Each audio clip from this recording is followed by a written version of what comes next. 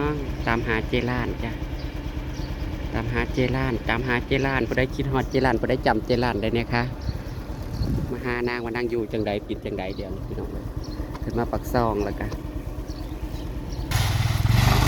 โอ้สมาโพดแต่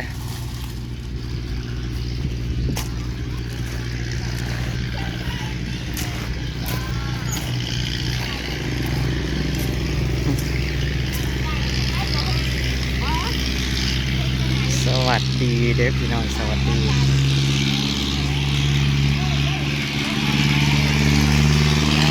โอ้ย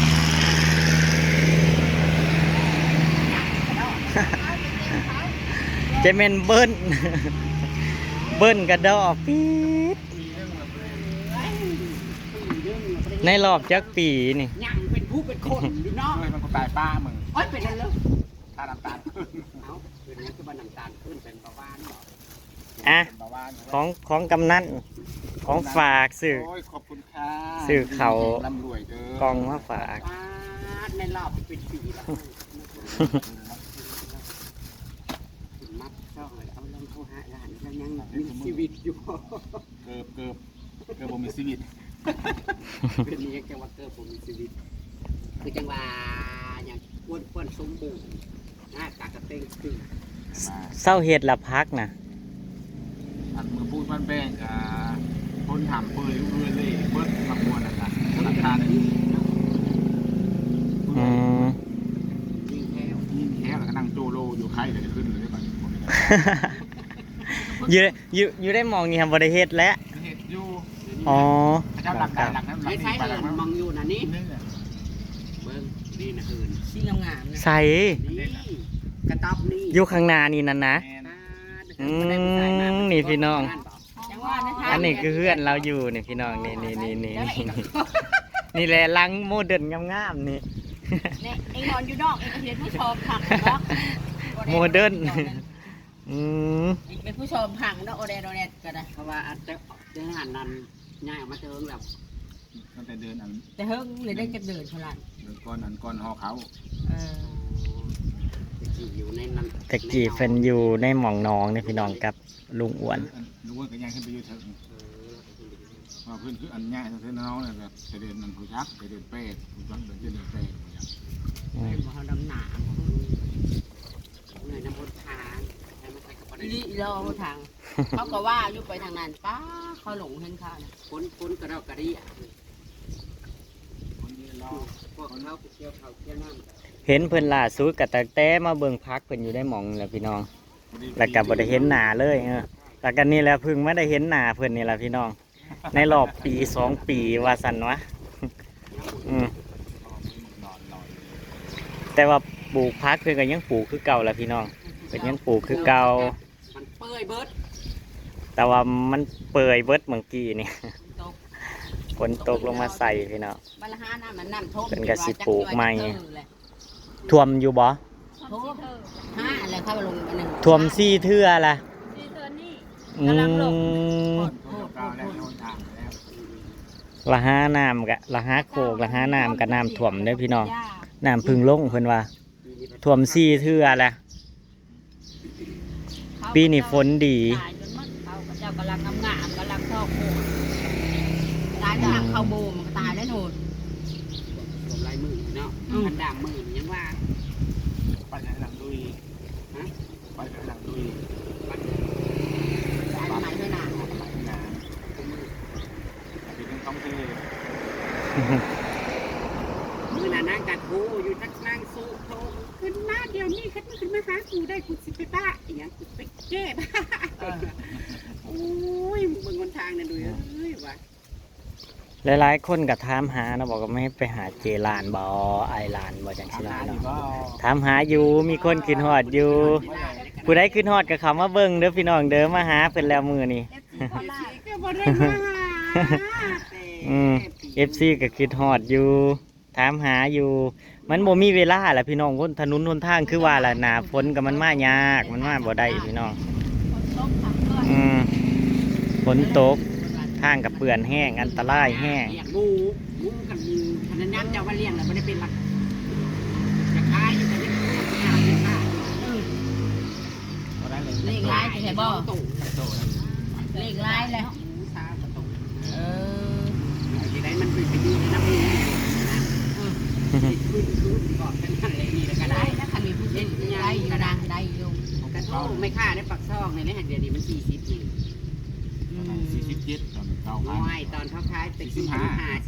คนที่บอกเขาขายตอนช่วงขายส่ง เอาไปกันเลี้ยงลายนี่ ครับมา คือว่าในช่วงน้ำนี่นะมันราคามันลงอยู่แล้วอีกประมาณเดือนนึง2 เดือนไปนี่มัน ให้เราเลี้ยงลายเนาะ ทำก่อนจะวาง ไปกันเลี้ยงลายนะ บ่เลขหมูบ่เลขหมูหรือไผบ่เลขลาย ต้นการไม่เห็นข้อเขาเรียกไม่ที่หัดที่ตัวตายเมื่อข้อ พ่นมันตายน้ำพ่นนี่บ่จักแล้ว จักแล้วมันติดเสื้อแล้วมันก็ตาย พ่นอันนี้รอพ่นแค่พ่นว่าน่ะ 2 ตัวเลยได้ดิ บ่ง่ายตัวจักโหลมันตาย ไม่หา6 ชิ้นได้แล้ว แง่เนี่ยตายเนาะ เป็นได้ไม่ได้เป็นยังก่อนไงยังว่าโอ้ยลิคือว่าเลี้ยงง่ายเขาก็ย่องตัวครอบตัวน้อยนี่นะใหญ่มากนะนี่ที่มันเป็นเสด็จ ก็หา60โหล คาย บ่ จะได้กันนะ โอ้ยตัวนึงนะตัวนี้มันเป็นไข่มันสีอย่างแต่ขายมากนอนแล้วมันงัดกันตายมันก็เลยเป็นสีตัวสีอย่างแล้วก็ขายอยู่พอได้ หัว เงิ บอก น หัวแล้วก็คายสีมัน มันบริสุทธิ์ได้ตัวนี้มันฉีดยา มันสีดยาเฮาก็บอกเฮาก็สิเอามากินได้พอหมูสีดยา นอกจากว่าฝังกับเผาอย่างเดียว ได้ฉีดยาเราตายไม่ไหม้นะกัดกัน เฮาก็ขายบ่ได้เด้ ตะกี้ก็ตายดุในห้องทะเลเดี๋ยวนี้สิจะม้อยอยู่ใด บางข้อก็โอ้ย ซักจาก ทั้งบ้านเฮาแบบว่าทั้งบ้านเฮาแบบว่าบางคนเขาแบบว่าเขาเลี้ยงแล้วเขาได้ทุนกำไรเขาก็เฮอกันเลี้ยงกัน แม่นแม่ อืม คือกับใหญ่พอ คือกระปุกมันนี่แหละมันเห็นบ่เฮอกันปุกบ่ได้แล้วก็บ่พอได้แล้วก็ย่า ยา มุ้ยก็คือกันแล้ว ปานข้าวสีน้ำนะ สิบ้านสิแล้วนี่แหละอืม ทางได้แล้วก็จะเป็นการให้เหินค่ารายได้ เว้าต่อๆกันเฮ็ดแบบนู้นเฮ็ดแบบนี้ได้กำไรได้ทุนไผก็อยากเลี้ยงมีเงินก็เอามาลงทุน มันเป็นแป้วเลยบอกว่าหลาน โอ้แล้ว แล้วตัวใหม่ แม่ตะเกิดอันนี้ ตั้งแต่แรกเกิ ใส่ ด กระบอกไม้จะทำโซ่ ใครก็บอกไม้อยู่แล้ว มีแต่แนวเป็ดมีแต่แนวเป็ด กระบอกตก เพิ่นน่ะบ่ คอมหู้โพดนี่แหละมันจะเจ็บนางหู้โพดแล้วมันเจ็บดันแต่ว่าหันก็บอกแต่กระบอกก็ไปคุไปไข่มัน บ้านนี้คือมาอยู่นี่ประจำเลยเนาะ มาตุ้มหมอ อยู่นี่ประจำนะ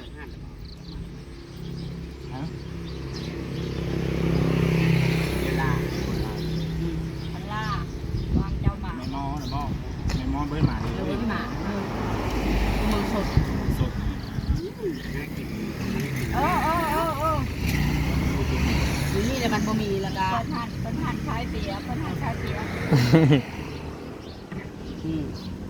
มีหันขาอะไรขาพี่น้องวันนี้มีหันขาอยู่นี่แหละอยู่หน้าบ้านนี่มีหันขาหน้าบ้านเพื่อนนี่พี่น้อง ไม่อ่านแค่ไข่ แถวนี้ก็จับซอยจับ โอ้โหแล้วก็ ป้าอีแผ่นเค้กบ้านนั่นน่ะ แพนเค้ก ป้าอีแผ่นเค้กกันย่างได้นั่นนะ ใช่จาน แล้วอีแผ่นเค้กกันย่างได้นั่น ไปเบิ่งดูนะ ซื้อรถจักร ไปรีวิวใกล้ๆดู รีวิวบ้าน ไปรีวิวบ้านไอ้ บ้านเจริญก่อนไปรีวิวก่อนพี่น้อง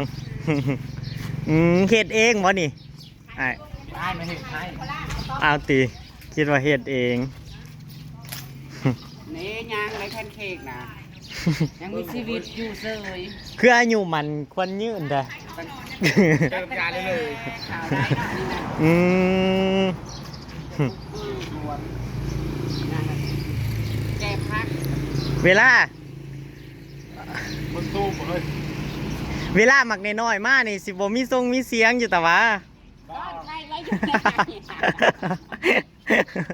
แน่พี่น้อง โอ้ยชีวิตของกระเทย ชีวิต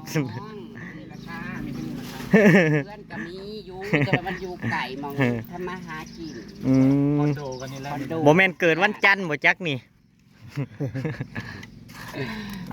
นี่แหละพี่น้องเพิ่นนอนอยู่นี่เพิ่นก็กลางมุงกัด เอื่อยเลยนะ ความสุขภัยมัดนั่นแหละพี่น้อง กินยุกกินลิฟอยู่ กัด กันอยู่นี่ อืม ใส่เครื่องมือแล้วไม่ได้มือบ้านมือ กัด นอนผู้เด็ก กัดกะอบอุ่นอยู่ ส อปู อัน ส้ นี้ ม นะอันนี้ห้องออฟนะคะ โมเมนบ้านเด้อนี่โมเมนบ้านเพิ่น อันนี้ผมก็เปิดห้องอย่างนั้น เออ ขนาดซื้อๆ เปิดเกอ เป็นผู้ชายแกโอ้ ใช่ ย พักผมมีพักมันได้หลง ช่วงนี้ก็คือว่าหยุดพี่น้อง ก็เลยมารีวิวบ้าน ยังบ่ทันละมีพักมีหยังพี่น้องเป็นใหญ่ออกมา แมน หลายเดือนแล้ว เป็นใหญ่ออกมาแต่ฝุ่นพี่น้อง นำพบ กะคิดฮอดเพิ่นอยู่ภาคแต่ว่าบ่ได้ค่อยขึ้นมาว่าซั่นซะถ้าขึ้นมาก็บ่ได้คือว่าเรียนใหม่บ่เรียนอะชื่อร้านฮอลเล่นะคะ ง่ายก็ ตะกี้ร้านหวานใจหรือร้านฮอลเล่ ลั่นมาซะ ร้านบรรณาใจก็เสื้อแววเด้ก็ได้ มันได้พ่อกันกับเสื้อแม่นเอ้ยแล้วพุ่นแหละ เป็นตาอบอุ่นอยู่ได้ล่ะ บ้านเนี่ย ไปอันนั้นนั่งด้วยนะให้สลัดตะทานแต่ๆนะ ก็ไปในรางวัลทักที่ร้าน ก็นั่ง พุ่นละพี่น้องเดี๋ยวเพิ่นก็สิได้กลับมาปลูกพักอีกรอบพี่น้อง เพราะว่าที่เพิ่นปลูกไปวังกีนี่ฝนมันถืนลงมาพี่น้องมันเปื่อยมันนี่นั่นเบิด แล้วตู้อยู่บ้านแดงนั่น อืม นั้นละ5 เมตรนั้นไม่ได้หนาวมันไปของมูเขาจะแบบ เดี๋ยวค่าจะเพิ่มมันเปิดมันไม่ได้ค่าเลย เป็นนั้นละ2 โล โอ้ ผู้ใดอยากสนับสนุนมิดพันธุ์พักก็ได้เด้อให้เพิ่น จะทนพบได้เยอะเลย ฝนก็สิเบิดเลยแหละพี่น้อง ไม่ได้ท้ายแล้วบ้านมันเป็นใจเลยที่มัน อืม เช้าใหม่วีกเหรอ ไม่เปื่อย มาอยู่นี่ได้จักเดือนแหละที่เฮ็ดนี่ 2 เดือน3 เดือน3 เดือนนี่ประมาณ 2-3 เดือนละพี่น้อง2-3 เดือนละเพิ่นมาปลูกกระตอบอยู่นี่พี่น้อง อืม อืม ปลักปังคานแล้วไอ้ตู้กับสิปุ้งนี่แหละผลิตท่อนหลักใดไปมึงนั่งโทรศัพท์ เอ้า โจ้ ใจเข้ากระลาก ลากฮอดใด เอาได้น้ำเข้าไปแล้ว โอ้ยโจรก็ได้พี่น้องเลย แม่นตัดทางทำมาหากิน อืม กระเทยคักเนาะพี่น้องเอ้ย พวกขโมยกับโจรก็ได้ เบิดแนวลากบ่ได้หน้าหมู่ก็ยังลากโอ้ยเนาะ สายไฟ เขามาทำมาหากินพุ่น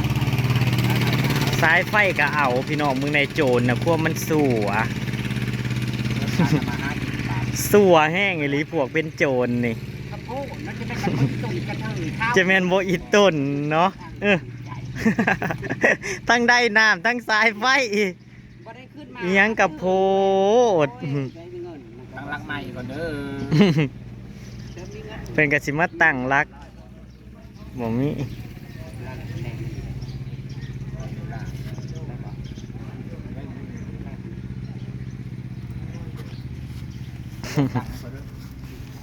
อยากกลัวที่พี่น้อง เพิ่งพี่น้องเอ้ยบ่ได้มาหานางกับที่นอนนางอยู่ค่ะบ่ได้กินที่บ้านนะคะ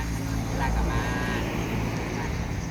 เงินนางก็ได้ใส่ใส่เพิ่งจังเลยมา เก็บเสียงอยู่ดอกเนอนี่ก็ได้ เวลาออฟเขามาก็เก็บเสียงอยู่ดอก ในหัวอกกระเทยคือกันนะครับพี่น้องจะจีเคยกินสู้กินดิบน้ำกันเคยไปพูดจักกันมา ช่วยเหลือกันนะ 10 กว่าปี อืม เด้หักคือ ตามมีตามเกิดล่ะพี่น้อง มีภาระของภัยของมันน่ะนะตะกี้เจสีโสดแมนเจสีมาแบบมาหาบ่อยเด้มือนี่เฮากับแบบโคได้เป็นตัวคนเดียวอ่ะโดนๆจังมาหาเพิ่น ห้องน้ำกับบริใกล้ดอกพี่น้องจากเฮือนนี่นะพี่น้องใส่สินหัดเอิกอาบอยู่นี่แหละห้องน้ำนั่นนี่แหละใส่สินหัดเอิกอาบอยู่นี่แหละพี่น้อง ลูกศิษย์เอิ้นอามได้นี่บ่ นี่ก็สิเป็นถนนพี่น้องใครดอกสะดวกสบายอยู่ห้านค้าก็อยู่นี่ของอยู่ของกินก็ใกล้ๆค้านี่ของอยู่ของกินนี่อยู่ใกล้อยู่พี่น้องน้ำในขนมข้าวต้มก็ได้เพื่อนอยู่นี่แล้วก็ติดถนนใหญ่นี่ติดทางหลวงนี่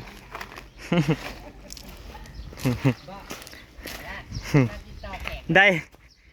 เข้ามาแล้วก็สัญลักษณ์ก็คือเขาโยนที่นี่ก่อน โยนกินกัน